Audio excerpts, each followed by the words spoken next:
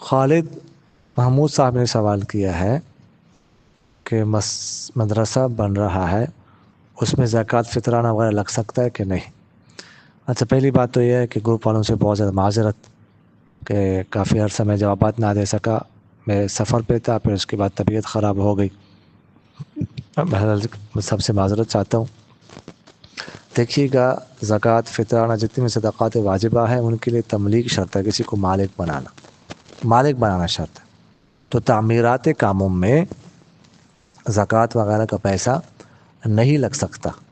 ہاں البتہ کسی جگہ اگر تملیک کا سسٹم ہو، کسی مدرسے وغیرہ میں تملیک ہو رہی ہو مستحق سے، ٹھیک ہے، تو پھر وہ الگ بات ہے کہ مستحق اس کے بعد اپنی مرضی سے انتظامیہ کو اور جو ہے نا زکوٰۃ وصول کر کے پھر ان کو دے دے، انتظامیہ کو وہ لگا دے، وہ ایک الگ مسئلہ ہے۔ لیکن براہ راست تعمیراتی کاموں میں زکوٰۃ وغیرہ کا پیسہ نہیں لگ سکتا۔ جزاک